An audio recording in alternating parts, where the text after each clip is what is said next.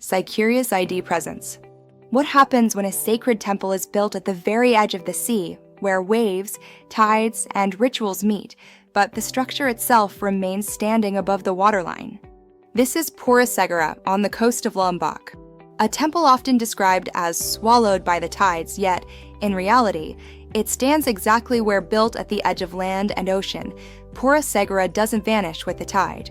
It listens to waves, wind, and seasonal water movement, carefully placed above the high tide line, yet close enough to remain sacred to the sea. Today, we explore how geology, ocean physics, and belief meet at this coastal threshold. Behind every question lies discovery. I'm Saluna, and this is SciCurious, where we uncover the science shaping our world. Located on Lombok's western coastline, along the historic shore of Vampinen, Segara stands just above the normal high tide line, facing the open waters of the Lombok Strait. During high tide, waves may reach the outer courtyard, but the main shrine remains dry and intact. The temple does not sit within the intertidal zone, it stands beside it, intentionally close, yet structurally restrained. Regular astronomical tides along Lombok's western coast are not sufficient to submerge permanent stone architecture. What observers often witness is the combined effect of high tide, wind-driven waves, and coastal spray briefly flooding outer surfaces, an interaction that can appear dramatic but remains superficial. Understanding this distinction is essential for separating coastal dynamics from mythologized imagery. The temple is built on a mixed volcanic, sedimentary coastal platform shaped by long-term marine erosion and beach accretion. Beneath the structure lie compacted sands and weathered volcanic material, common along Lombok's western coast. Seasonal sediment transport subtly reshapes the shoreline, altering how far waves can travel inland without undermining the temple's foundations. Tidal variation along this coast typically ranges between 0.8 and 1.5 meters, with occasional peaks approaching, but not exceeding about 2 meters during spring tides. These tides do not inundate the temple. Instead, shallow nearshore bathymetry dissipates wave energy, allowing seawater to occasionally wash across exposed stone during extreme conditions such as high tide combined with strong onshore winds. Segara faces one of Southeast Asia's most dynamic marine corridors. The Lombok Strait channels part of the Indonesian through flow, generating strong currents that influence wave direction, surface turbulence, and sediment redistribution along the coast. These currents shape how energy reaches the shoreline, but they do not amplify tidal height. The temple's interaction with the sea is therefore driven by waves and wind, not by tides alone.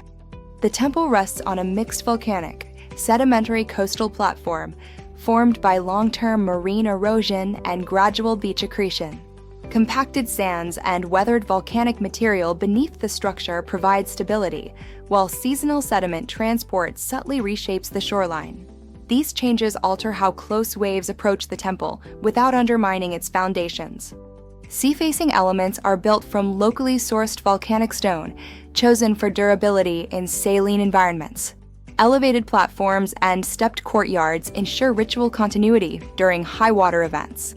The temple is not designed to be submerged, but to endure proximity, allowing interaction with sea spray, salt air, and shifting coastal conditions without structural compromise. The placement of Segara reflects a careful balance between closeness and caution. Close enough to maintain ritual connection with the sea, yet far enough to avoid chronic inundation, its position demonstrates an empirical understanding of coastal risk. Rather than challenging the ocean, the architecture acknowledges its limits, an adaptive strategy long practiced by coastal societies before modern hazard modeling existed. Ritual offerings follow Balinese ceremonial calendars and lunar cycles, not daily tidal measurements. Seawater is used symbolically for purification, while algae, small crustaceans, and mollusks naturally colonize nearby rocks. This creates an incidental ecological interface between human ritual space and marine life, unmanaged, yet persistent. Salty aerosol carried by the sea breeze.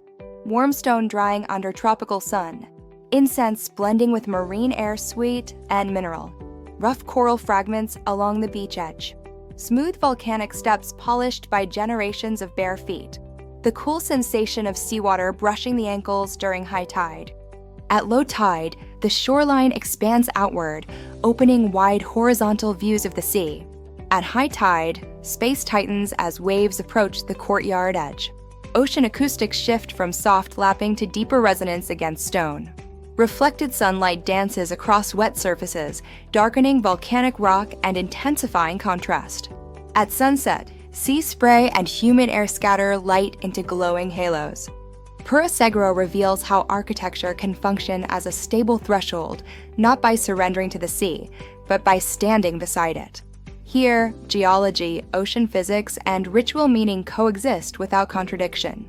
It is not a temple that disappears beneath the ocean, but one that listens to it. Curious for more? Subscribe and stay curious with SciCuriousID. There's always more to discover. I'm Selu, and this has been SciCurious. Stay curious, and I'll see you in the next wonder.